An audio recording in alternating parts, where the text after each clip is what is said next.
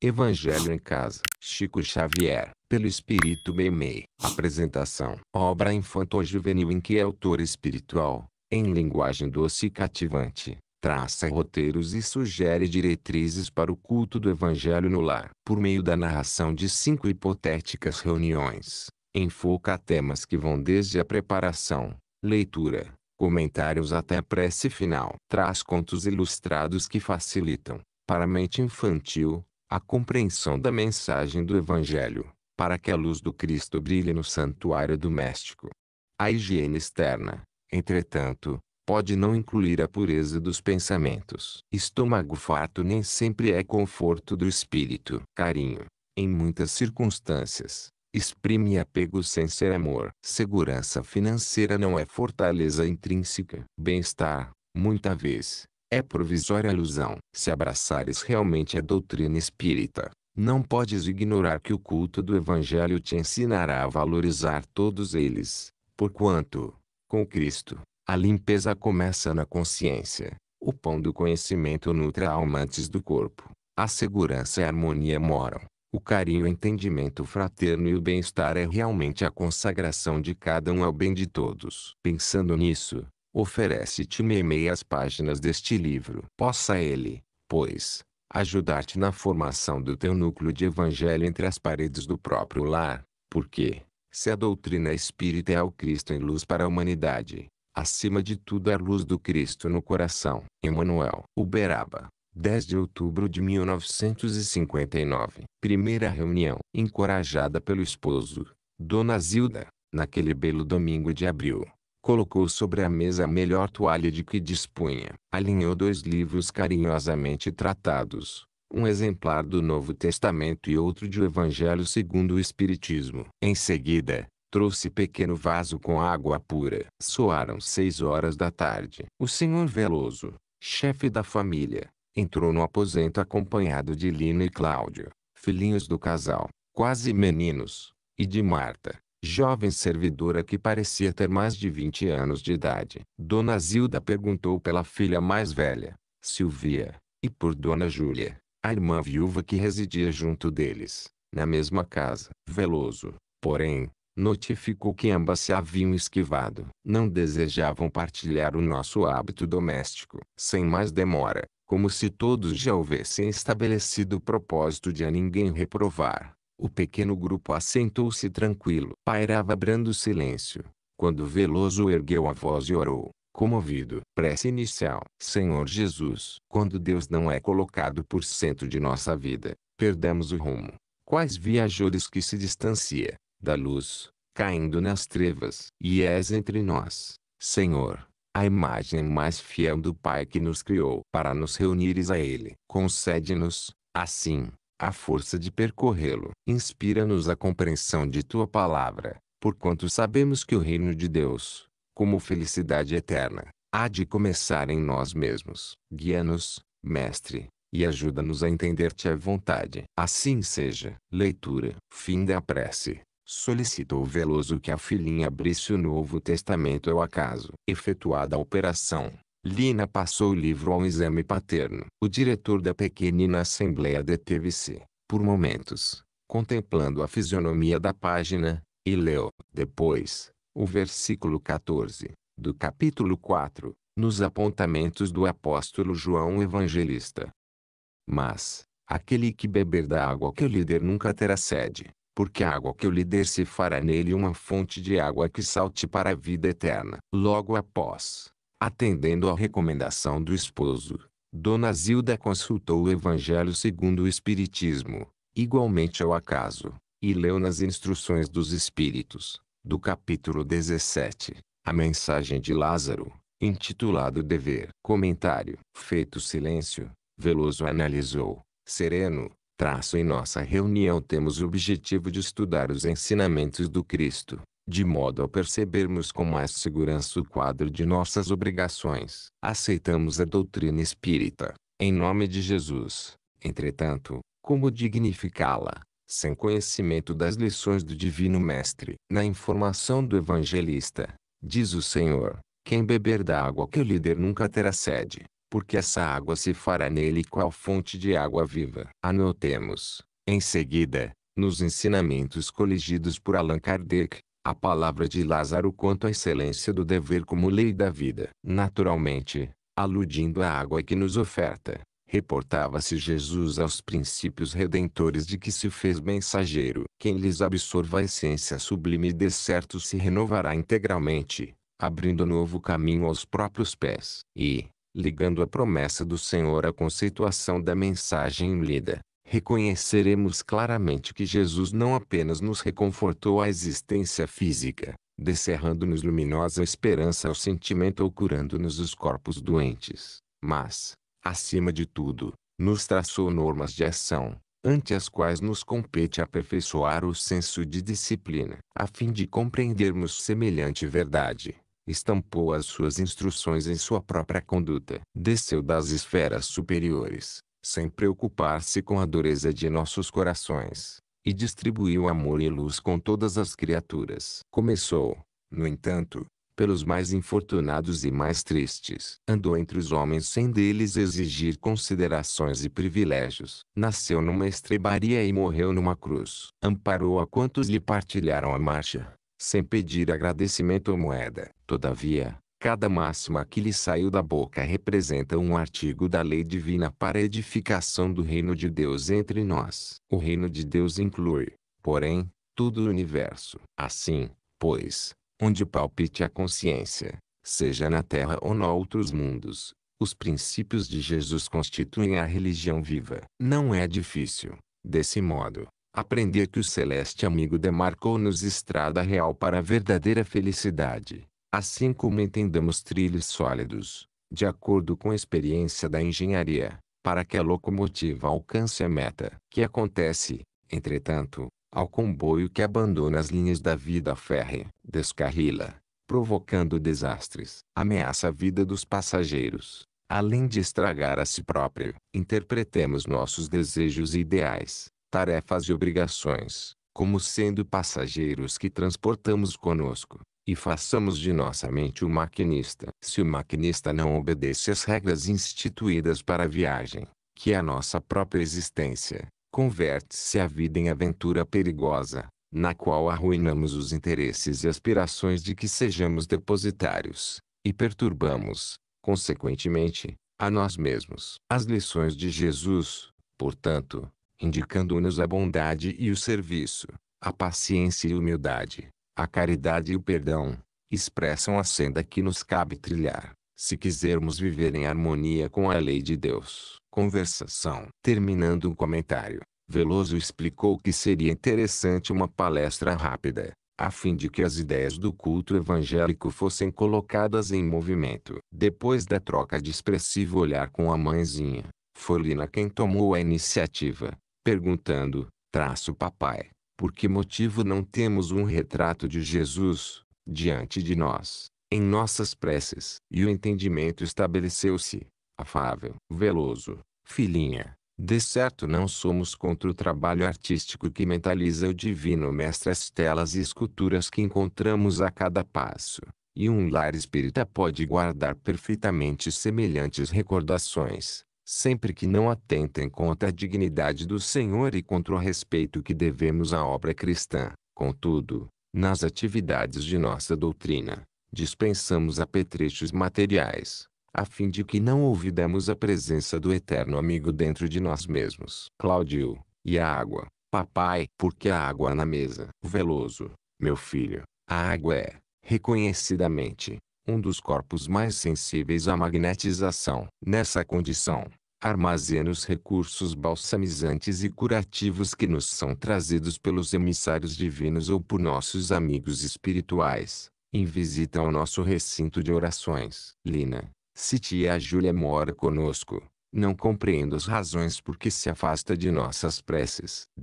Zilda, Júlia tem ideias religiosas diferentes das nossas. Lina, e Silvia? Veloso, Silvia é hoje uma jovem com 20 anos. Cresceu sem que lhe dedicássemos qualquer cuidado ao problema da fé. Quando pequenina, e nós, muito inexperientes em matéria de responsabilidade, Confiamo-la à guarda moral de Júlia. Não podemos agora lhe reclamar uma atitude para a qual, em verdade, não a preparamos. E sorrindo, segundo é fácil de notas, estamos começando o nosso culto do Evangelho em casa com um atraso de 20 anos. Cláudio, com que fim precisamos estudar o Evangelho? D. Zilda, para melhorar o coração, meu filho, para aprendermos que todos somos filhos de Deus e que devemos viver no mundo como irmãos uns dos outros. Marta, para cumprirmos nossos deveres com alegria. Cláudio, quer dizer, e fez um rosto brejeiro, que Lina não deve rusgar tanto com a empregada. Veloso,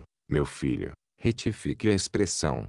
Marta não é nossa empregada, como se fora nossa escrava, e você se referiu a ela em tom de desprezo. É um erro ferir, mesmo sem intenção, aqueles que trabalham conosco, tratando-os como se estivéssemos em posição inferior. Marta é abnegada auxiliar no estabelecimento de ensino a que presta serviço enquanto seu pai é colaborador no escritório de que recebe o pão. Sem que as mãos dela nos preparem a mesa, ser-nos-á difícil o desempenho das nossas obrigações. D. Zilda, nosso culto do Evangelho é, assim, um meio para nos sentirmos mais compreensivos. Nem Lina precisa gastar-se com Marta nem nós mesmos uns com os outros. A cada qual de nós cabe o máximo de esforço para que a bondade e a ordem, o serviço e a gentileza permaneçam aqui com todos, para que a felicidade, brilhando conosco, se irradie de nós para os que nos cercam. Nota semanal. Fim do entendimento geral.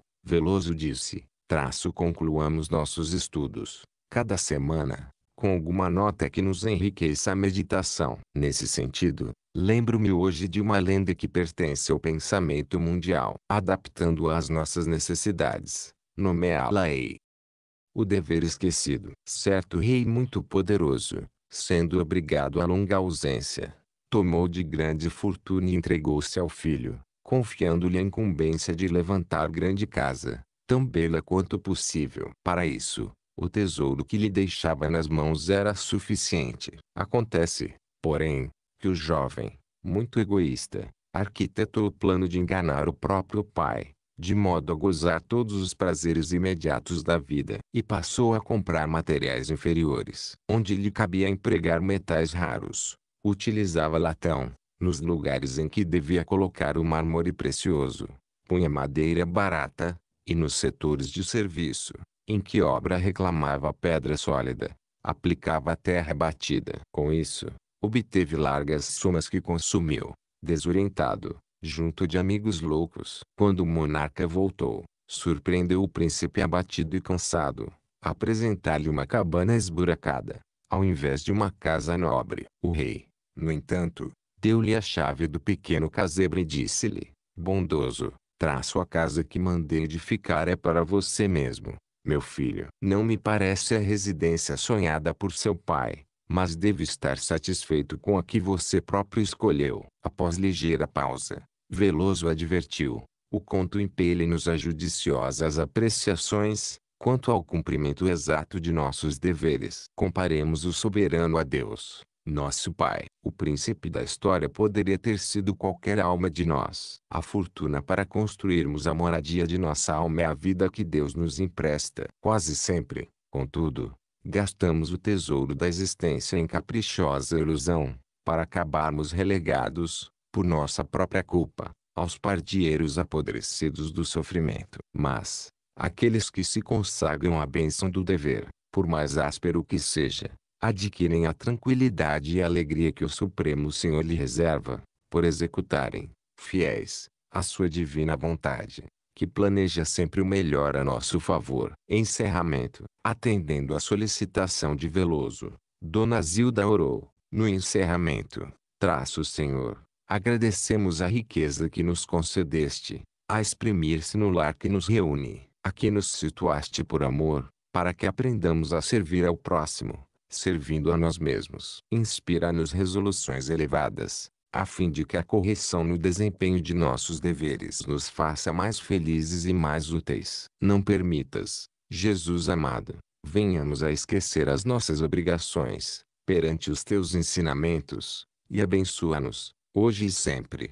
Assim seja. Dona Zilda distribuiu a água cristalina em pequenas porções com os familiares, enquanto a alegria lhes clareava o semblante. E Veloso, satisfeito, notou que Lina abraçava Marta, pela primeira vez, de modo diferente. Segunda reunião. No domingo imediato, à mesma hora, Dona Zilda preparou a mesma para o culto evangélico. Entretanto, havia um problema a considerar. Chovia muito e Dona Romualda com a filhinha Milota, menina moça, achava-se em casa, de visita, e, em razão do temporal, adiavam-o até logo. Ouvido no assunto, Veloso ponderou que o horário não devia ser modificado. E alegrou. Sensato. É sempre distinto estender aos amigos um lanche ou um café. Por que não lhe proporcionar a bênção da oração? Dona Zilda sorriu e, no instante preciso, Dona Romualda e Milota, consultadas, aceitaram alegremente o ensejo que se lhes oferecia. Prece inicial. Ante o grupo, agora crescido de mais 2 pessoas, Veloso orou, sensibilizado. Senhor Jesus, que, um dia, disseste: eu sou a luz do mundo, ilumina-nos a visão para que venhamos a conhecer o caminho em que te possamos atender à vontade. Permite, ó Mestre, que os teus mensageiros nos assistam e inspirem, e sustenta-nos o espírito para que sejamos dignos de tua confiança. Assim seja. Leitura. Formulada a oração, o orientador do culto entregou a Dona Romualda o exemplar do Novo Testamento, pedindo-lhe que o abrisse. A interpelada, curiosa, atendeu. Prosseguindo, Veloso procurou o trecho mais apropriado, lendo a sentença última do versículo 13, do capítulo 20, do Apocalipse. E foram julgados, cada um segundo as obras. Desdobrando-se a consulta, foi Cláudio quem descerrou as páginas de O Evangelho segundo o Espiritismo, passando aos olhos paternos, que leram, no capítulo 18, incerta entre as instruções dos Espíritos, a mensagem de Simeão, intitulada pelas suas obras é que se reconhece o cristão. Comentário. Aquietaram-se os presentes, e Veloso comentou: é importante observar como se ajustam hoje os textos lidos. O Evangelho segundo o Espiritismo, em perfeita consonância com o Novo Testamento, pede-nos atenção para as obras. É que, por toda parte, vemos que Deus e o homem se mostram associados em todas as realizações. Ninguém constrói sobre nada. Algo que se faz reclama algo para que se faça. Um engenheiro erguerá uma casa, mas não prescinde do solo como base nem dispensa os materiais comuns para que a edificação se levante. Um técnico fabricará certa máquina, mas, para isso, precisará dos recursos da terra. Um pomicultor recolherá farta messe de frutos, contudo, necessitou valer-se do campo. Assim também, na esfera do pensamento, um professor de música ensinará essa arte sublime aos alunos, mas não conseguirá fazê-lo à distância dos conhecimentos acumulados pelos professores que o antecederam. Como é fácil reconhecer a matéria-prima para a moldagem dessa ou daquela obra, nesse ou naquele campo de trabalho de Deus, através das forças que o representam. É o mesmo que se Deus nos enviasse a gleba e o metal, a árvore e o fio, e a experiência com eles fazemos a lavoura e a casa, a utilidade e a veste, a arte e a indústria que expressam, dessa forma, empreendimentos em que o Criador e a criatura tomam parte. Deus é, assim, o sócio paternal de todas as iniciativas de seus filhos, os homens e as mulheres do mundo. Em razão disso, a vida é responsabilidade a que não podemos fugir, porque, sendo a natureza a propriedade efetiva de Deus, ainda mesmo quando estejamos efetuando o mal, usamos o que pertence a Deus, para consumá-lo. Exemplifiquemos. Um administrador emprestará a determinado servo larga faixa de solo para que plante a boa semente e ajude a comunidade. O servo, manobrando o livre-arbítrio, prevalecer-se-á intensamente da oportunidade, cultivando-a com todas as suas forças. Poderá proceder de maneira deficitária, aproveitando-a imperfeitamente, e, às vezes, abusará da concessão, seja entregando-a aos vermes destruidores, ou desviando-lhe as finalidades ao transformá-la em hospedagem de malfeitores. Para o bem ou para o mal, o servo está inevitavelmente ligado à obra que realizou, recebendo a paga de conformidade com o que fez. Se tratar o empréstimo com dignidade, receberá mais terrenos e mais recursos. Contudo, se trabalhou pelo mínimo, pequenina ser-lhe-á a remuneração de se para consigo. E, se dilapidou a dádiva, empregando-a com desonestidade, carregará consigo o arrependimento e a dor moral, até que se lhe expunha a sombra da culpa. Veloso estampou significativa expressão e acentuou, traço em todas as nossas ações, gastamos o que é de Deus, para fazer o que é nosso. É desse modo que a criatura imprime a marca de si mesma onde se encontre, quer queira, quer não, e receberá sempre, conforme o ensinamento de Jesus, segundo as próprias obras. Conversação. O diretor da equipe doméstica deu por fim da explanação, e o entendimento natural começou entre os circunstantes. Cláudio falou em primeiro lugar, reclamando contra a chuva abundante que caía lá fora. Veloso: meu filho, evitemos criticar a natureza. Ainda agora, falávamos das concessões de Deus. Sol e chuva, calor e frio são processos da providência divina para doar-nos pão e saúde, equilíbrio e conforto. O temporal que surja menos agradável ao nosso ânimo significa melhoria na fonte, flor no jardim, fruto no campo e alívio à tensão atmosférica. Agradeçamos ao tempo, na expressão em que se manifeste, porque todo tempo e, no fundo, bênção de Deus. Lina: papai, o senhor se referia à nossa obrigação de sermos bons, usando os recursos de Deus. Compreendi que Deus é sempre bondoso e que, se aparece algum mal em nossa vida, é por nossa conta. Veloso: isso mesmo, filhinha. Zilda: imaginemos uma enxada e um lavrador. A enxada foi concedida ao lavrador para que ele empregue no mãe do solo e, em companhia dela, atinja a colheita farta. Mas se o cultivador utiliza por instrumento de agressão, na pessoa de um companheiro, isso ocorre sobre a responsabilidade do seu sentimento infeliz e não do programa de serviço. A enxada, que é boa, nada tem que ver com a falta cometida. Veloso: ideia muito bem lembrada. Em verdade, somos sempre nós, as criaturas humanas, quem cria o mal. Milota: mostrando-se desajustada: vocês não costumam frequentar o cinema aos domingos. Lina: papai e mãezinha julgam mais convenientes, para nós, as exibições que se faz durante o dia. Milota: pensei que fossem contra. Zilda, sorrindo: não, Milota, não somos contra o cinema. Isso seria agir contra o progresso. Veloso e eu, no entanto, cremos na obrigação de selecionar os filmes que nos possam tomar tempo. O cinema é poderoso fator de influência e ninguém precisa buscar exemplos infelizes. Romualda: perdoem a Milota pela intromissão. Minha filha não está percebendo a seriedade de nossa reunião e trouxe à baila um tema inoportuno. Aliás, quero acreditar que o exame do Evangelho, como está sendo feito, permite a exposição dos mais íntimos problemas que nos afligem. Veloso: sem dúvida. Romualda, desdobrando um fragmento de jornal que trazia na bolsa, desde a semana passada, tem um caso que sobremaneira me preocupa. E estendendo o noticiário: trata-se do Dr. Neves, meu vizinho, homem admirável por suas virtudes sociais e domésticas. Advogado correto e funcionário distinto. Foi baleado na via pública. Não sei se deva falar neste assunto aqui. Veloso: como não? Os quadros da vida, expostos na imprensa, podem e devem ser estudados respeitosamente à luz da doutrina espírita.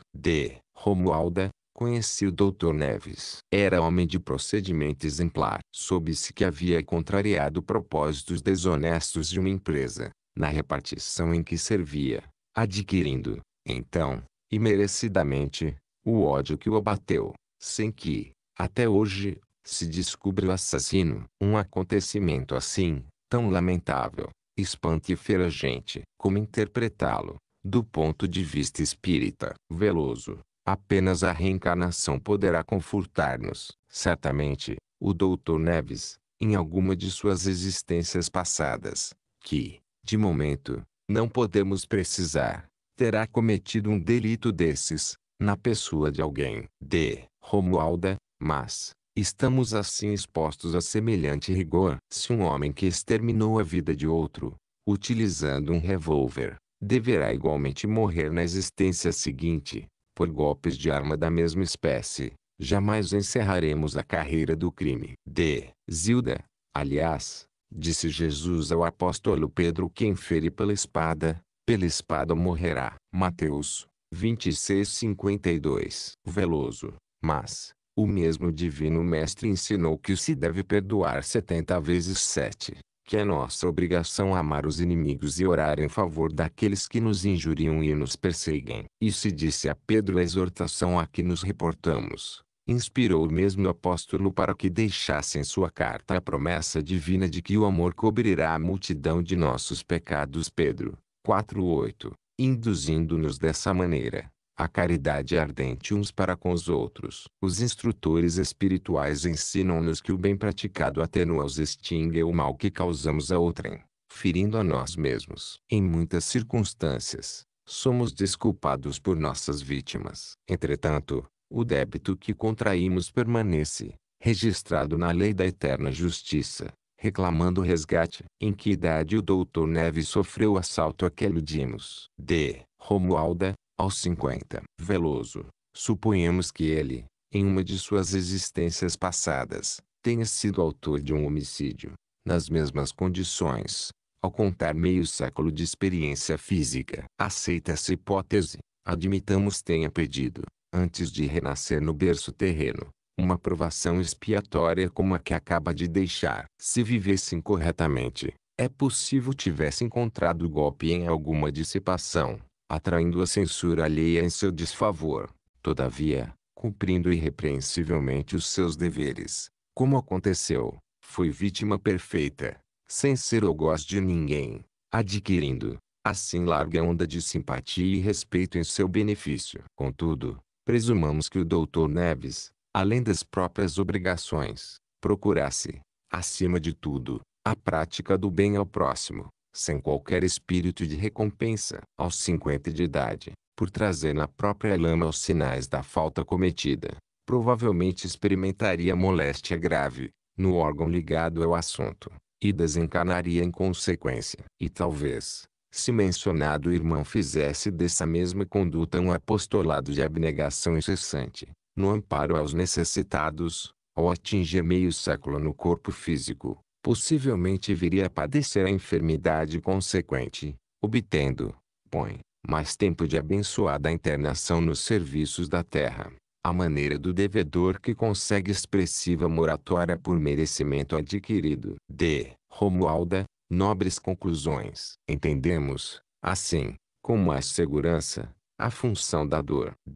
Zilda, compreendemos, então, que tanto maior seja a soma de bem que façamos, mais amplo se nos faz o crédito diante da lei divina. Veloso. Evidentemente. Milota. Dona Zilda, que devemos classificar como sendo bem. Zilda, creio, filha, que o bem real para nós será sempre fazer o bem aos outros em primeiro lugar. Romualda, bela definição. Lina, mãezinha, quando tentamos dominar os nossos pensamentos de preguiça ou de insubordinação, a fim de sermos melhores para os outros, é igualmente um bem, não é?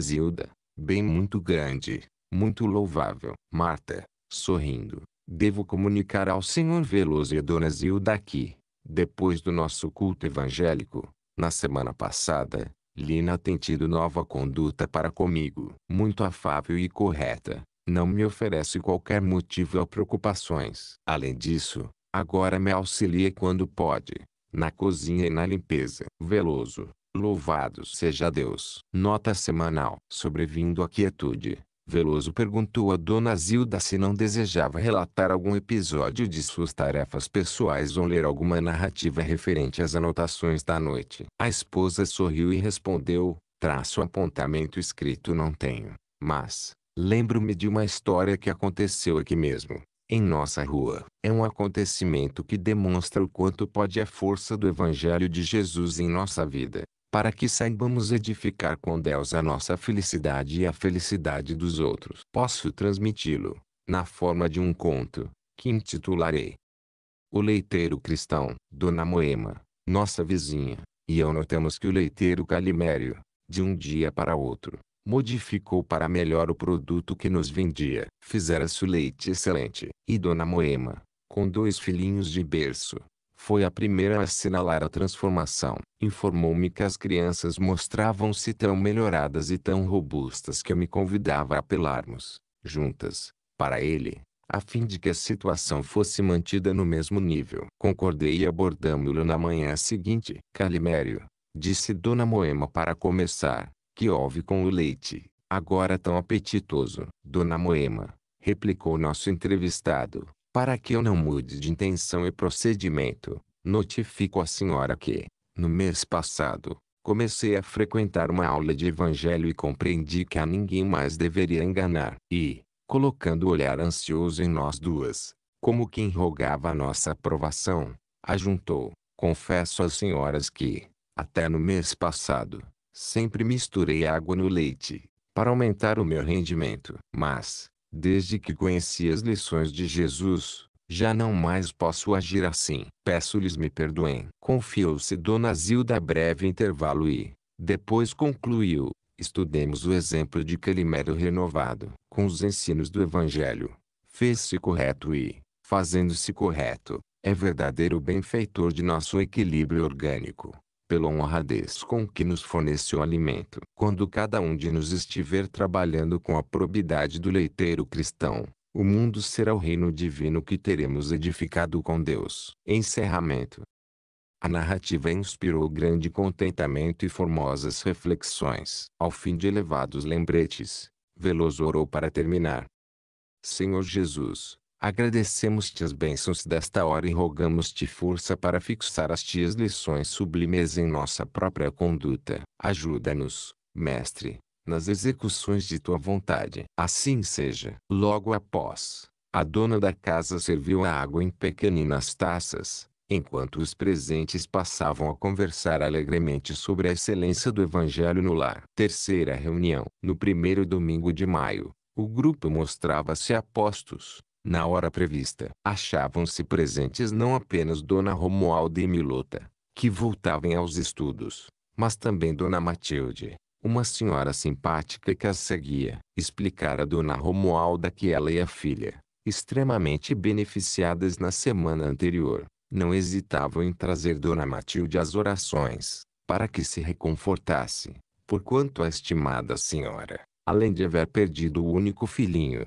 vitimado por insidiosa moléstia, lutava imensamente no lar, com a presença de sofredora irmã obsidiada. Prece inicial. Ante a quietude do recinto, Veloso orou com habitual sentimento.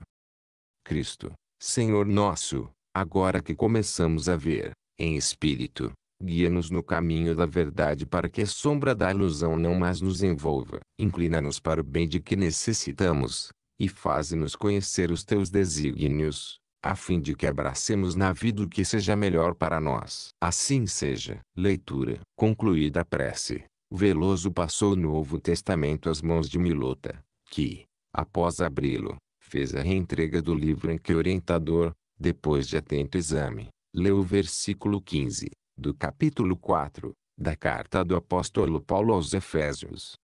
Antes, seguindo a verdade em caridade, cresçamos em tudo naquele que é a cabeça, Cristo. Indicando Marta para a continuidade da tarefa, passou a ler em O Evangelho segundo o Espiritismo, no capítulo 9, a mensagem sob o título A Paciência, assinada por um espírito amigo. Comentário. O diretor da reunião passou a elucidar: analisemos a mensagem que estamos recebendo em nossas preces de hoje. O apóstolo Paulo recomenda-nos seguir a verdade em caridade, para que venhamos a crescer no entendimento de Jesus. E o Evangelho segundo o Espiritismo, na advertência da esfera superior, assevera-nos que a paciência também é uma caridade, e que nos cabe praticá-la, em obediência aos ensinos do Mestre. Quero crer que, na essência, estamos sendo prevenidos contra qualquer manifestação de crítica em nosso caminho. Que os outros possuem defeitos, tanto quanto os temos,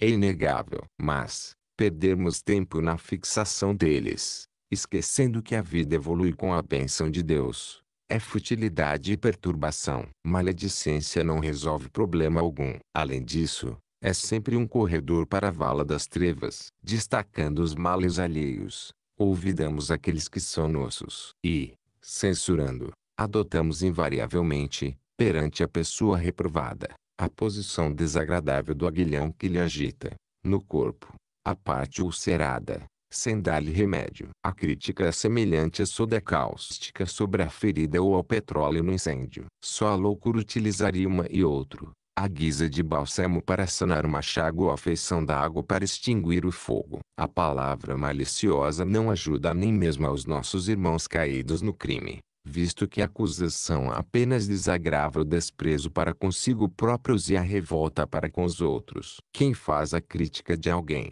adotando semelhante procedimento, de certo indica a si mesmo para fazer algo melhor que o criticado. Ora, como fazer é mais importante que falar, faça o melhor quem se dispõe à reprovação. Sabemos que as ideias são corporificadas em obras por nós mesmos. Se tivermos, portanto, que condenar esse ou aquele companheiro de trabalho ou de luta, ao invés de amargurá-lo ou complicá-lo, usando irritação e azedume, ajudamo-lo com o nosso próprio exemplo. Se uma criatura de nossas relações parece preguiçosa, não precisamos atrair-lhe a antipatia, ironizando-lhe a conduta. Trabalhamos nós mesmos, de maneira a acordá-la silenciosamente para o serviço. Surgindo viciado esse ou aquele amigo, não é justo que lhe busquemos a aversão com palavras cruéis, mas sim que lhe doemos, na demonstração de nossos exemplos, uma ideia nova da vida, para que se restaure. E não nos esqueçamos de que, às vezes, tudo resulta de mera suposição, porquanto, em muitos sucessos, o que se nos afigura preguiça ou viciação pode ser doença ainda oculta. Nós, os cristãos, não vêem Jesus exercendo a função de crítico em hora alguma. Aliás, empenhou-se em mostrar as qualidades nobres de todas as criaturas que lhe desfrutaram a convivência, aproveitando-as, sem se deter no que haviam sido, para ajudá-las a se encontrarem, como deviam ser. E, por fim, achou mais justa concretizar os seus princípios de perfeição na renúncia suprema, que clamar, ante o povo, contra os juízes de sua causa. É indispensável satisfazer a sábia fórmula do Evangelho, buscando seguir a verdade em caridade, porque a verdade, sem amor para com o próximo, é como luz que segue o braseiro que requeima. Xingamentos, maldições, pragas,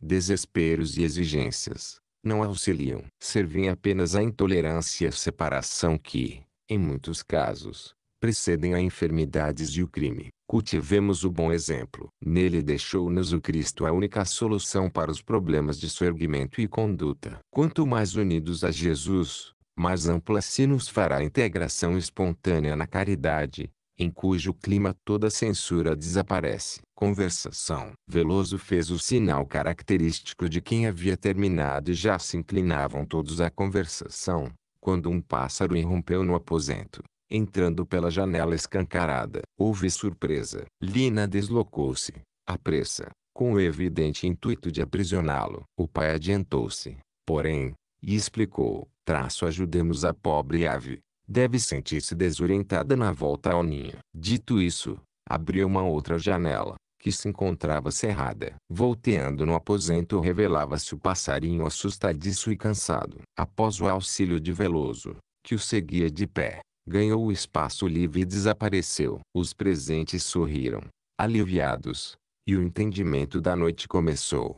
Veloso, dirigindo-se a Lina, observou: minha filha. A ave repentinamente encarcerada suspirava pela liberdade. Não seria caridoso detê-la. Cláudio, é como se um de nós estivesse perdido, à distância de nossa casa, não é, papai? Naturalmente, que o senhor e mãezinha ficariam ansiosos à nossa espera. Veloso, isso mesmo, meu filho. Lina, como querendo modificar o ambiente em que se via reprovada. Papai, hoje tem um assunto em que preciso muito de seus conselhos. Veloso, diga, filha. Estamos aqui para ouvir-nos uns aos outros. Lina, tia Júlia e Silvia zombam de nós, quando o Senhor está ausente. Dizem que espiritismo é ilusão e que nós não devemos crer na comunicação dos que morreram. Desilda, vocês estão rixando em matéria de religião? Lina, nos não. Mãezinha, elas é que se riem de nós. Veloso, filha, ainda hoje, o nosso tema foi a caridade para com todos. Júlia e Silvia não estão podendo compreendê-las. Ainda mais, a doutrina espírita confirma o Evangelho de Nosso Senhor. E ninguém poderá negar, em sã consciência, que Jesus voltou do túmulo pela ressurreição, a conversar com os discípulos e orientá-los. Mas discutir, quase sempre é instalar a irritação na própria alma. Nós, os espíritas, segundo creem, devemos responder aos que nos critiquem, mesmo aos mais amados, com os nossos próprios exemplos. Calemo-nos, fazendo o melhor ao nosso alcance, em favor dos que nos cercam. Nossa doutrina necessita ser lida e conhecida, antes de tudo, em nossos atos. Cláudio, quem sabe tia Júlia e Silvia virão a receber algum conselho de vovó Rosália. Ela estará conosco, no domingo próximo, que será Dia das Mães, e, como é velha, poderá falar sem que elas se riam. Veloso, filho, não diga que vovó é velha. A palavra é velha, em nos referindo às pessoas, é vocábulo descabido. Há criaturas que, mostrando longa experiência no corpo, revelam consigo maior mocidade que dos jovens, porquanto a mocidade, acima de tudo, é um estado da alma. Quando afirmamos que alguém está velho, insinuamos que está gasto e imprestável, e essa não é a definição que se faça para quem quer que seja. Zilda, a observação é muito oportuna. Aliás, não se pode olvidar que os meninos e moços de hoje serão as pessoas amadurecidas de amanhã. Veloso, sim, o tempo é instrutor da vida para todos, mas voltemo-nos para nossas visitas. Dona Romualda trouxe-nos Dona Matilde. Procuremos ouvi-las. Romualda, nossa Matilde tem uma irmã bastante obsidiada. Matilde, é minha irmã Iracema. Há 2 meses grita sem cessar, atacada por espíritos turbulentos e viciosos. Soube que os prezados amigos mantêm aqui esta reunião espírita e decidi-me a rogar-lhes cooperação. Veloso, sim, podemos incluir nossa irmã enferma em nossas preces. Romualda, mas não podemos fazer aqui alguma doutrinação direta, atraindo os obsessores. Matilde é médium e serviria na posição de instrumento. Veloso, de certo há que considerar algum engano. O culto do Evangelho no lar não inclui o tratamento dos desencarnados infelizes. Essa tarefa permanece mais sob a responsabilidade dos nossos templos.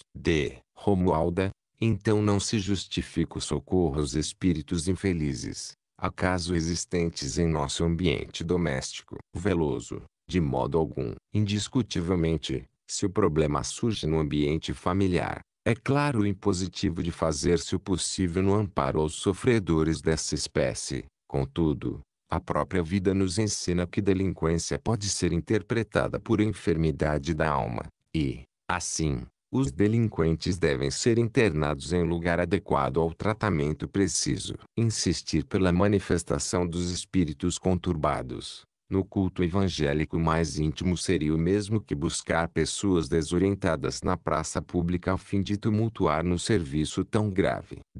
Matilde, sua opinião é respeitável, mas sou médium e escrevente e ficaria confortada se pudesse aproveitar a oportunidade, pelo menos para receber, se possível, a palavra de Jorge, meu irmão há tempos desencarnado, que me vem amparando de mais perto. Trata-se de um mentor esclarecido. Veloso, nesse caso, a argumentação é diferente. O amigo espiritual que nos ajude é sempre visita estimável. A educação não pode cerrar as portas enquanto lhe possam acender novas luzes. Ao término de nossa reunião, esperaremos a palavra do benfeitor a que se reporta.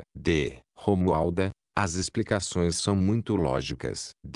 Zilda, não podemos esquecer igualmente que, em nossas tarefas evangélicas do lar, os vários irmãos desencarnados sofredores, que porventura nos acompanhem, ouvem palavras de consolação e absorvem ideias renovadoras. Romualda, designando Dona Matilde que chora em silêncio, além das muitas provações em casa, Matilde acaba de perder um filhinho devorado pelo câncer. Menino de apenas alguns meses de idade. D. Matilde. Meu pobre Davi. Desencarnar canceroso aos 10 meses. Dirigindo-se ao diretor da reunião. Qual a sua opinião, irmão Veloso? Teria sido um fim de prova. Veloso. Após meditar alguns instantes, tivemos um caso semelhante em nosso templo espírita. Há precisamente 2 meses. Confortando o pai sofredor, um amigo espiritual explicou-nos que o pequenino havia perpetrado o suicídio em existência anterior. Depois de vasto período de agonia purgativa, nas esferas inferiores, reencarnou-se com as sequelas da tortura que infligira a si próprio, a projetar no corpo tenros desajustamentos de que se fazia portador. Quanto ao pequeno Davi, em que órgão se lhe manifestou a enfermidade? Da Matilde. Nos intestinos. Veloso. É possível tenha ele usado violento corrosivo na existência última, adquirindo grande perturbação no corpo espiritual. D. Romualda. Como vemos, a doutrina espírita pede estudo para que venhamos a entender os nossos problemas. D. Zilda. O que mais lamento é a minha dificuldade para ler. Trabalho num estabelecimento escolar e lido com crianças durante o dia inteiro. Entretanto, se procuro ler esse ou aquele volume que não se refira à escola, começo imediatamente a cochilar. É um sono terrível. D. Romualda. De qualquer modo, no entanto, precisamos conhecer e confrontar, porque a vida, em si mesma, é um grande livro sem letras, em que as lições são as nossas próprias experiências. Veloso. Dona Romualda está certa. Todo dia é ocasião de aprender. D. Zilda. Fixando carinhosamente Lina e Marta. Depois de pequeno intervalo em que Dona Matilde enxuga as lágrimas, tem hoje uma comunicação para o grupo. Marta anunciou no culto da semana passada que Lina passou a auxiliá-la espontaneamente. Acontece que, com isso, Marta agora vem cooperando com mais tempo e carinho nos serviços da casa. A providência aliviou-me bastante e, podendo dispor assim de novos recursos, dediquei-me à nova tarefa. E abrindo o pequeno pacote que trouxera para a mesa, com possibilidades novas, fiz nesta semana um enxoval para bebê, que ofereceremos, em nome do nosso culto evangélico, a alguma de nossas irmãs em necessidade maiores e que esteja aguardando a hora divina da maternidade. Lina. Ó, mãezinha. Marta. Que peças lindas. Cláudio. Tudo tão bonito. Veloso. Estou feliz, vendo nossa casa começando a produzir o bem para os outros, sem prejuízo do orçamento doméstico. Disse-nos o apóstolo que a fé sem obras é morta. Do ponto de vista do Evangelho, tudo segue melhorando, quando sentimos necessidade de auxiliar com desinteresse. Anotamos hoje um ensinamento edificante. O Evangelho ajudou nossa Lina a cumprir o próprio dever. O Evangelho e Lina cooperaram com Marta, a fim de que esta pudesse fazer um pouco a mais em seu trabalho e, agora, o Evangelho, Lina e Marta auxiliaram nossa Zilda a socorrer, em nome de nosso conjunto, a outro lar em lutas maiores que as nossas. Agradeçamos a Deus semelhantes bênçãos. Nota semanal. O silêncio envolveu a assembleia, prenunciando o encerramento, e Veloso tomou a palavra sorrindo. Já que nossa Zilda experimenta cansaço, relatarei aqui um episódio curioso que me foi narrado por um amigo. Poderemos denominá-lo o sustento do corpo e do espírito. Certo aprendiz, em conversa com o professor, queixou-se de grande incapacidade para reter as lições. Sentia-se sonolento, desmemoriado. Ao cabo de alguns instantes de leitura, esquecia de todos os textos mais importantes, ainda mesmo os que se referissem às suas mais prementes necessidades. Que fazer para evitar a perturbação? Travou-se então entre os dois o seguinte diálogo: meu filho, quando tens sede, fuges do copo d'água. Impossível. Morreria torturado. Quando nu, abandonas a veste. De modo algum. Não dispenso o agasalho. Esqueces de levar o alimento à boca. Ao te apresentarem a refeição, nunca. Como poderia andar sem comer? Pois também não podes viver sem educação,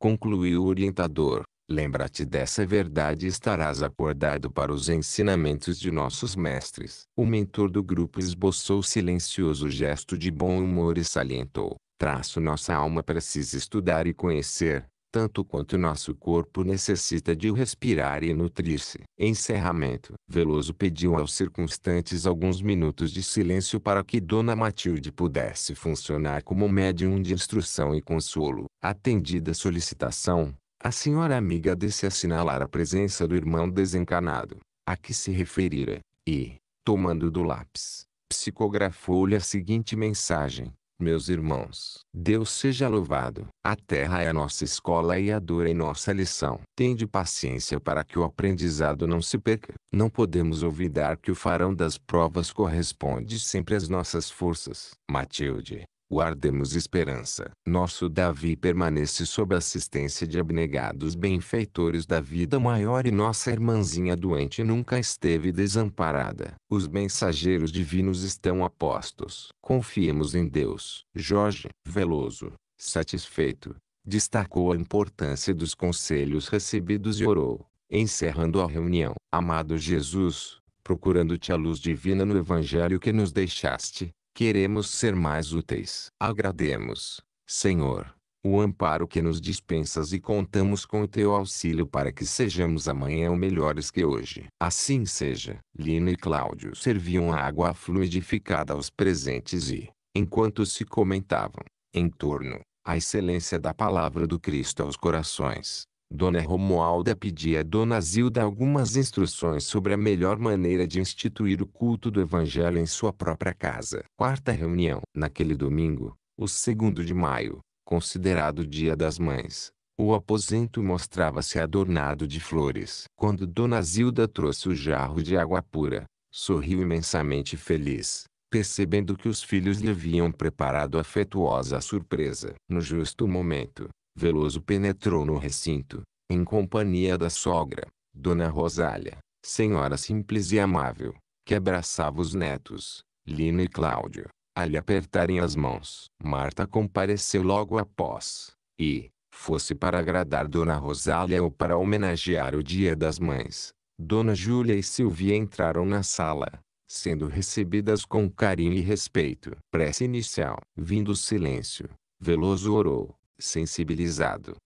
Pai Celeste, nós te agradecemos a bênção do lar em que nos reúnes. Ensina-nos que ele não é apenas o retângulo de paredes que nos asila aos corpos, mas o santuário que nos concedeste para a aproximação de almas. Ajuda-nos, ó Deus de infinita bondade, a fim de que nossos olhos espirituais se mantenham abertos para as nossas responsabilidades em família, e aprendamos, assim, com a tua bênção, a amar-nos realmente uns aos outros. Assim seja. Leitura. Terminada a oração, o chefe da casa passou o Novo Testamento a Dona Rosália, que o abriu, restituindo-o ao genro. Veloso fez minuciosa busca, à maneira de um examinador de pedras preciosas, procurando a mais bela, e, em seguida, leu o versículo 7, do capítulo 13, da Epístola do Apóstolo Paulo aos Romanos. Portanto, dai a cada um o que deveis: a quem tributo, tributo; a quem imposto, imposto; a quem temor, temor; a quem honra, honra. Completando a tarefa, como de hábito, o diretor do culto pediu à esposa trouxesse a estudo a parte do Evangelho segundo o Espiritismo, que deveria enriquecer as meditações daquela hora, e a lição extraída, ao acaso, foi a página intitulada A Virtude, de autoria do mensageiro Francisco Nicolau Madalena, entre as instruções dos Espíritos, no capítulo 17. Comentário. Falou, então, Veloso com inflexão de sentimento profundo: meus filhos, tenho hoje a minha garganta como que embargada de emoção. Nesta data, comemoramos o Dia das Mães. Diz-nos Epístola, na palavra do apóstolo Paulo, que nos cabe entregar a cada um aquilo que devemos e, no livro de Allan Kardec, encontramos formosa exortação à virtude. Lembro-me, assim, do débito irresgatável para com nossas mãezinhas, depositárias da virtude celeste. Sem elas, sem a coragem sublime com que nos acolhem nos braços, não teríamos passagem pela escola deste mundo. É preciso ser por si próprios dons inefáveis de Deus para suportarem os sacrifícios a que se impõem por nossa causa. Em verdade, os corações maternos, para ver-nos felizes, não hesitariam em transformar-se no prato que nos alimenta, na veste-nos que agasalha, nos brinquedos que nos alegram ou no leito que nos propicia repouso. Apreço, meus filhos, para todas as utilidades da vida, menos para o amor dos anjos maternais, que se entregam à morte, pouco a pouco, na intimidade do lar, para que possamos efetivamente viver. O dinheiro pode pagar o trabalho de todas as profissões conhecidas no mundo, menos o ofício das mães que se levantam com a luz da alvorada, a fim de que não nos falte pão à mesa, e que prolongam a vigília e o cansaço noite adentro, para que a enfermidade não nos domine e para que o rumor não nos perturbe o descanso. Em razão disso, nenhum de nós pode ou sabe recompensar-lhes o ministério que, à força de crescer em abnegação e ternura, se torna verdadeiramente divino. Louvaremos, pois, neste dia, essas heroínas obscuras que se escondem na luta doméstica, prometendo honrá-las o melhor que pudermos, não somente lhes cercando a presença com as flores de nosso carinho, mas também cumprindo, com lealdade, os nossos próprios deveres, respeitando-as, a elas que exprimem com tanto brilho a divina bondade. Cultivaremos no lar o primeiro campo de nossas obrigações. Sem que sejamos, aí, corretos e nobres, é impossível venhamos, algum dia, a ser corretos e nobres para com o mundo. Ninguém ouviu de que a nossa tranquilidade e segurança, originariamente, são frutos do pesado labor de nossas mães, constantemente inclinadas à própria renunciação, a favor de nossa felicidade. Dir-se-ia que estão sempre dispostas a desaparecer para que nos mostremos, a se rebaixarem para que nos ergamos, a monopolizarem a durar a que não nos escasseie a alegria e também a morrer para que vivamos. Faremos, assim, do nosso culto de hoje uma oração gratuitória a Deus, nosso Pai Celestial, por nos haver concedido o tesouro da devoção materna neste mundo. E lembrar-nos-emos de todas as mães que peregrinam na terra, das que respiram sob dourados tetos, padecendo,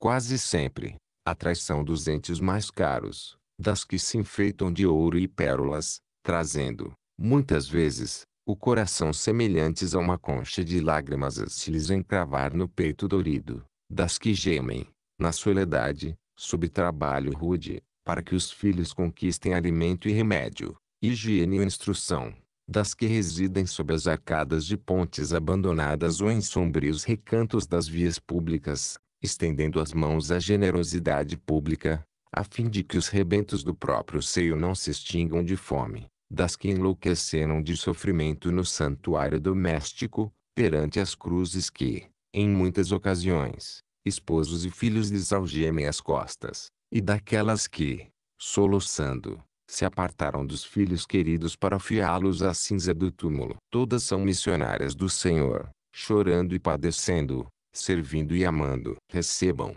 por toda a parte, os nossos pensamentos de gratidão e carinho, e, porque não contamos com palavras adequadas à nossa necessidade de reconhecimento, peçamos à Mãe Santíssima, anjo guardião de Jesus, a todas envolve em seu manto constelado de virtudes excelsas para que nunca lhes faltem as bênçãos da paz e da alegria, seja onde for. Conversação. Via-se que o orientador queria continuar e que a pequena assembleia desejava prosseguir ouvindo.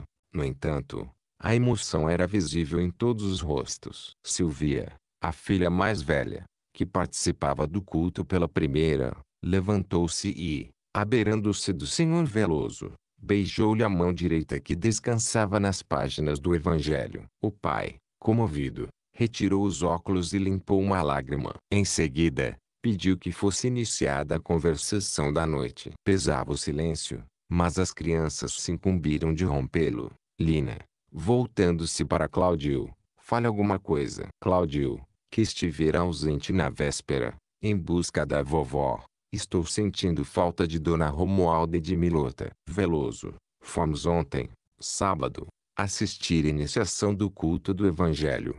Na residência dessas nossas amigas, Dona Romualda decidiu organizar o mesmo serviço.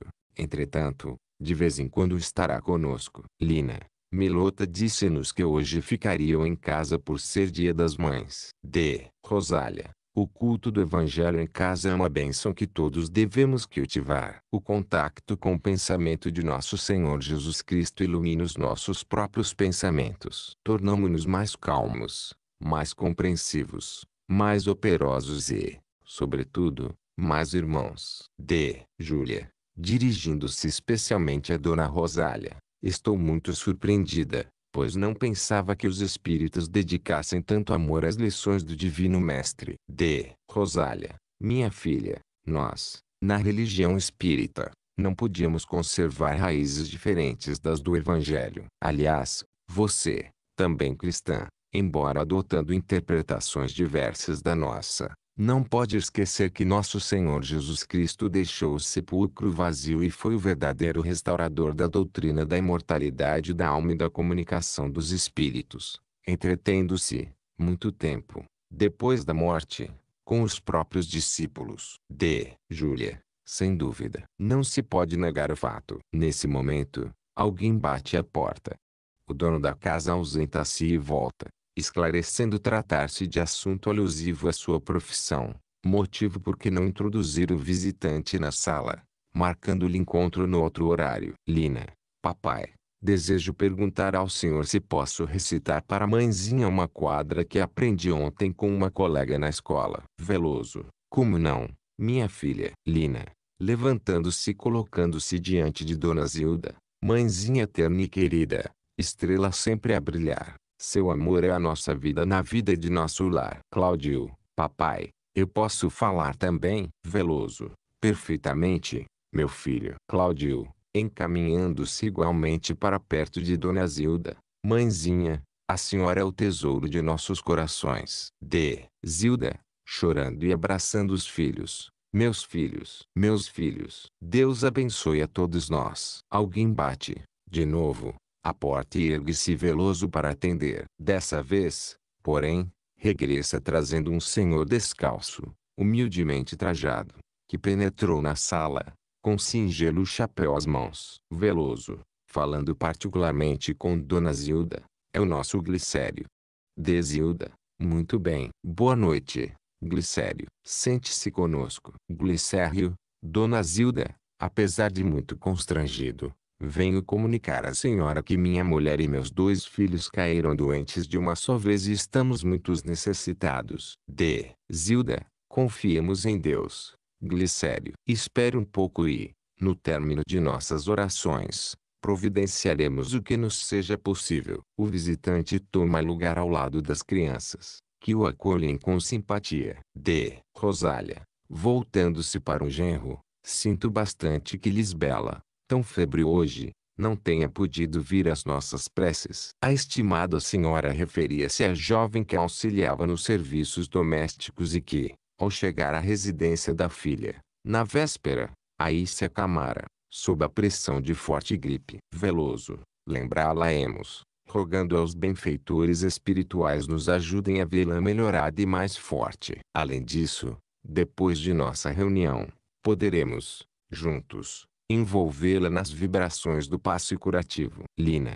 Cláudio e Marta solicitaram permissão para se ausentarem do aposento, alguns instantes. Com a aprovação de Veloso, demandaram saleta próxima e voltaram, em momentos rápidos, Lina e Cláudio trazendo rosas que ofereceram a Dona Zilda e a Dona Rosália, e Marta, um lindo bolo que entregou à dona da casa. As senhoras homenageadas agradeceram, contentes. A emotividade reinante predispunha à reflexão, e, tudo, indicando que a palestra alcançava o termo, Cláudio pediu fosse Dona Rosália indicada para contar a história edificante da noite. Nota semanal. A bondosa vovó sorriu e falou, recordarei para nós um antigo conto de Andersen, Hans Christian Andersen, poeta e contista dinamarquês, o grande amigo das crianças. Trata-se da história de uma mãe. Havia uma sofredora mulher que velava aflita, à cabeceira do filhinho doente,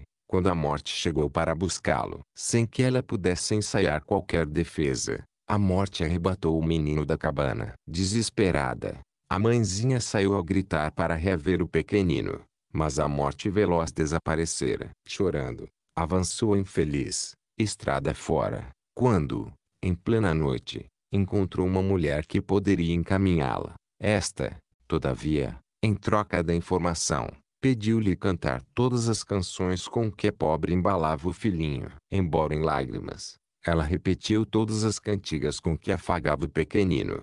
Ao pé do berço, a mulher ensinou-lhe, então, que a morte se dirigira para certo espinheiro. Sem vacilar, a desditosa mãezinha enlaçou-o, aquecendo-lhe os espinhos que a noite enregelara. Quando seu corpo já se mostrava coberto de chagas, o espinheiro explicou que a morte seguira no rumo de grande lago. A peregrina ensanguentada chegou ao lago, mas o lago fazia coleção de pérolas e, para prestar-lhe o serviço, pediu-lhe os belos olhos. A infortunada viajante arrancou os próprios olhos e lhes deu. O lago, desse modo, transportou-a, ferida e cega, para o outro lado da terra, onde a morte costumava guardar as criancinhas. Era um grande cemitério, guardado por monstruosa mulher que, para ensinar-lhe o lugar exato onde a morte a portaria naquela noite, lhe reclamou a linda cabeleira. Sem qualquer hesitação, ela deixou-se tosar e, logo após, quase irreconhecível, foi colocada em posição de perceber a chegada do pequeno que procurava. Esperou, esperou. Em dado instante ouviu que a morte regressava com os meninos que recolhera. Atenta, escutava as vozes diversas, qual se registrasse a presença de um bando de passarinhos, quando, dentre todas, distinguiu o choro de seu próprio filho e, apesar de cega, avançou para ele, gritando, jubilosa: meu filhinho, e agarrou-o nos braços, a beijá-lo, enternecidamente. A própria morte, emocionada, perguntou-lhe então: como fizeste para chegar aqui, antes de mim? Ela, chorando e rindo, pôde apenas dizer: sou mãe. Encerramento. Quando Dona Rosália terminou, todos choravam. Veloso, enxugando as lágrimas, conseguiu simplesmente balbuciar a prece final: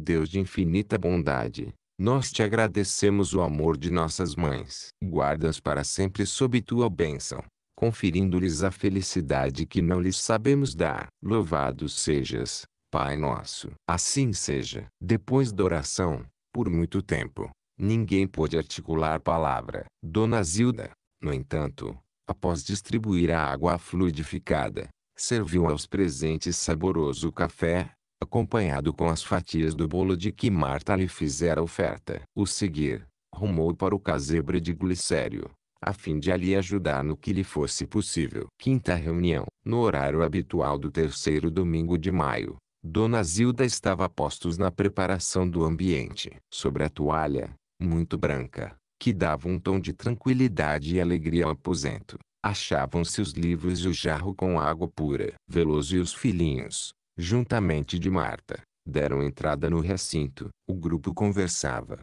afetuosamente, mas o relógio lembrou-lhes a obrigação em pauta, badalando às 6 da tarde. Prece inicial. O mentor do conjunto orou, reverentemente: Senhor Jesus, deste-nos vida dinâmica, para que seja naturalmente vivida. Movimenta-se nosso corpo, o tempo avança e a evolução caminha. Ajuda-nos, Senhor, para que a nossa fé também ande, a expressar-se em ação permanente no bem. A ti, excelso benfeitor, que traduziste confiança no Pai, em amor aos semelhantes, encomendamos a nossa aspiração de servir. Assim seja. Leitura. Efetuada a oração de início, Veloso entregou o Novo Testamento às mãos de Marta, que o abriu, cuidadosamente, devolvendo-o ao orientador, que se deteve, conforme de hábito, no exame dos textos, passando a ler o versículo 12, do capítulo 15. Nas anotações do apóstolo João: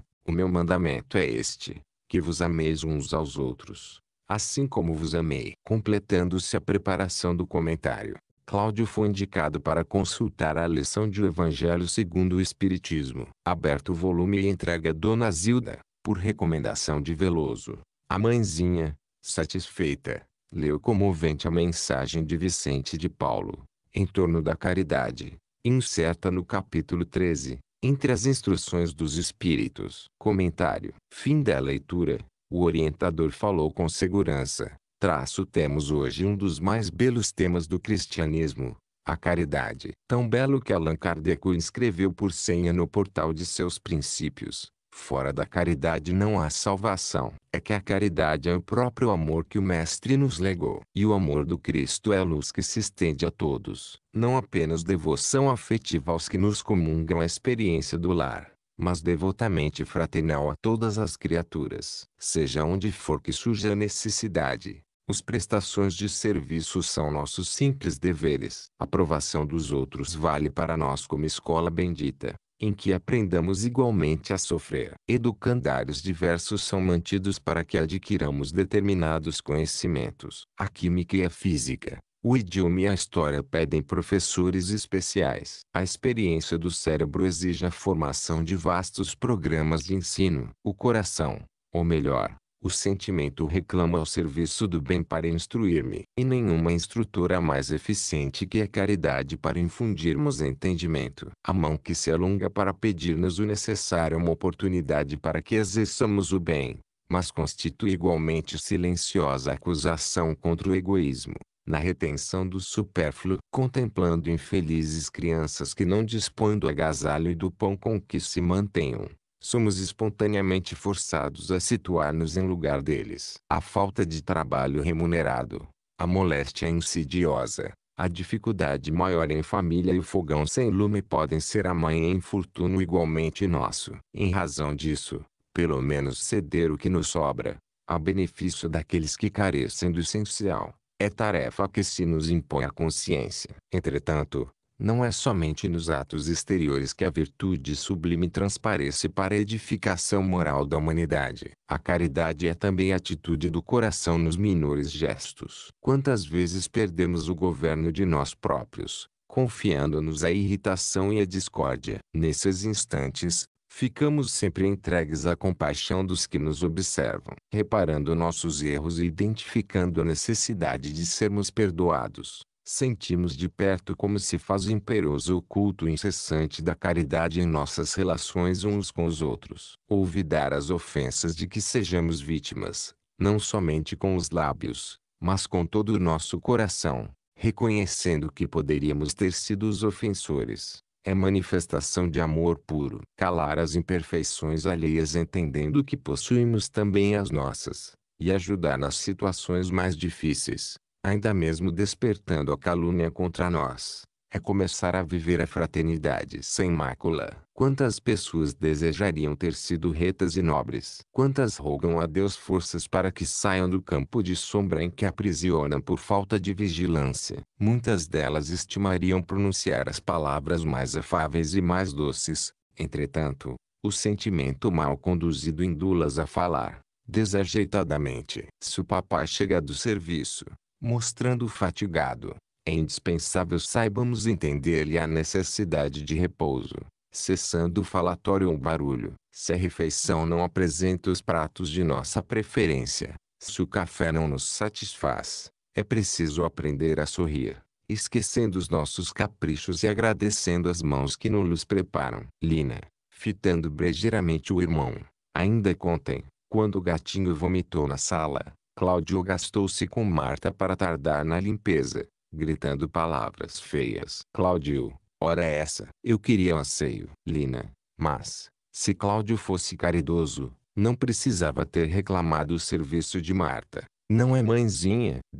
Zilda, o serviço em casa é de todos. Veloso, diga, pois, minha filha, que, se exercermos a caridade mútua, não reclamaremos de ninguém com aquele trabalho. Se você viu a necessidade de higiene na sala, e ficou a esperar por Marta, a sua atitude não foi recomendável. Afirma você que Cláudio foi indelicado, mas, você, que viu o quadro de serviço, poderia também ter sido caridosa com Marta, diminuindo-lhe a carga de trabalho, e para com Cláudio, ensinando como se deve agir. Marta, sorrindo, reconhece-me culpada. Entretanto, Estava preparando bolos na cozinha, e o azeite a ferver não me deixava arredar o pé.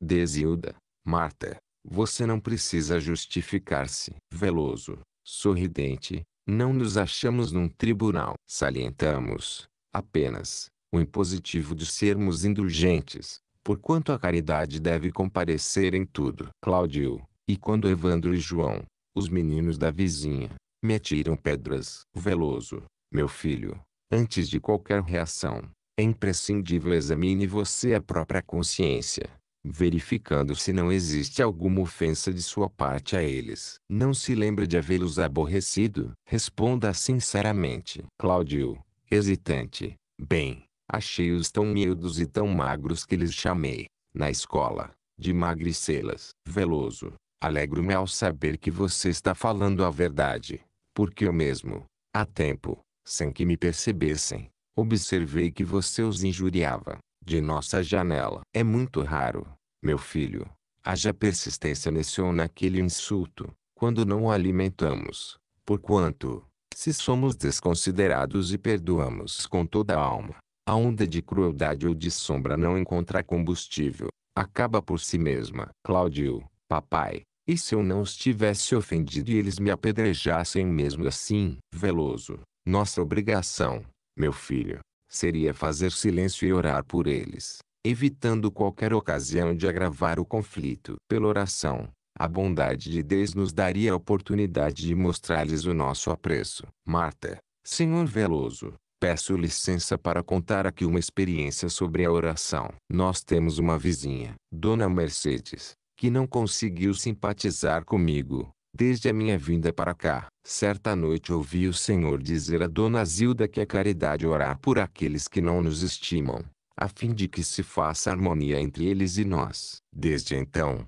e isso faz muito tempo, comecei a lembrar-me de Dona Mercedes em minhas orações, rogando a Deus para que ela me perdoasse pela antipatia gratuita que eu lhe causava. Na terça-feira da semana passada, ela dirigiu-se a mim, perguntando se eu poderia auxiliá-la na confecção do bolo de aniversário do Raulzinho, seu filho caçula. Muito contente, aceitei o convite e, com permissão de Dona Zilda, fui para a casa dela, durante a noite, e consegui armar o bolo e adorná-lo. Confesso ao Senhor que fiz tudo com muita alegria e com muito carinho. Quando Dona Mercedes chegou à copa e notou o meu pequeno trabalho, ficou muito feliz e abraçou-me pela primeira vez. Desde esse dia, ela me cumprimenta, fitando-me nos olhos com muita bondade e, com grande surpresa para mim, deu-me uma linda colcha usada para minha cama. Veloso, é uma experiência admirável, Marta. A oração dispõe e a caridade realiza. Como reconhecemos,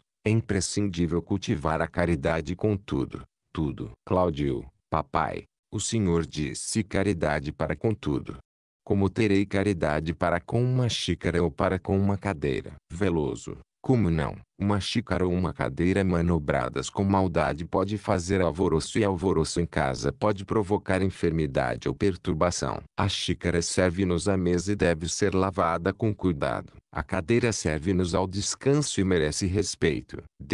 Zilda, meus filhos, o lar é a nossa primeira escola. Sem aprendermos aqui as lições da bondade, a se expressarem na paciência e na tolerância, no carinho e no entendimento que devemos aos que nos cercam, em vão ensinaremos, fora de nossa casa, qualquer virtude aos outros. Veloso, e a todos nos cabe render graças a Deus por saber que é assim. Nota semanal. Veloso notificou que relataria um episódio edificante, sobre o tema estudado. Episódio esse que intitularia A Benfeitora Oculta. Em grande cidade brasileira, Dona Rita Amaral, pobre viúva, mãe de 2 meninos paralíticos, lavava roupa, a fim de ganhar o pão. Humilde e resignada, seu maior consolo era ouvir as lições do Evangelho, numa grande instituição espírita, responsável por vários serviços diários. Numa noite em que a abnegada irmã falara expressivamente quanto à assistência social, com alicerces na caridade pura, Dona Rita pediu avistar-se em particular com o diretor da organização. Conversaram ambos, longamente. Decorridos alguns dias, algo aconteceu no templo, chamando a atenção de todos. Os vasos sanitários daquela casa de socorro espiritual amanheciam brilhando. Todos os frequentadores e visitantes se admiravam da limpeza sistemática e singular dos aludidos departamentos, o que perdurou por 19 anos consecutivos, até que Dona Rita desencarnou. Foi então que o presidente do Instituto, ao recordar-lhe a figura correta e simples, revelou que fora lá benfeitora oculta da casa, efetuando-lhe as tarefas de higienização, sem qualquer pagamento, durante quase 4 lustros. Não lhe sendo possível colaborar com dinheiro, nas obras assistenciais da agremiação, oferecera-se para o asseio diário do edifício e, porque lhe não era possível comparecer durante o dia ao trabalho, à face dos deveres de mãe para com os filhinhos algemados ao catre, vinha, pontualmente, pela madrugada, atender ao serviço. O exemplo comoveu a todos e, ainda hoje, nos infunde a maior impressão. Encerramento. Ante a quietude da pequena assembleia familiar, Veloso tomou a palavra e formulou a prece de encerramento. Senhor Jesus, desejamos aprender a servir. Nos ensinam, Mestre, a procurar-te a presença divina no serviço de todos os dias. Entregamos-te, assim, as nossas vidas com os nossos sentimentos e ideias, com as nossas mãos e com as nossas possibilidades, rogando disponhas de nós, segundo a tua vontade. Assim seja. Logo após, Dona Zilda distribuiu a água fluidificada, entendendo-se com o pequeno grupo que conversava sobre a beleza das lições de Jesus. Lá fora, o céu noturno, resplendente de estrelas, parecia expressar à humanidade um convite à paz e ascensão, destacando-se entre as constelações o Cruzeiro do Sul no seu elevado simbolismo de libertação. Da obra Evangelho em Casa, Espírito, Meme e Médium, Francisco Cândido Xavier, digitado por Lúcia Aidir. Fim.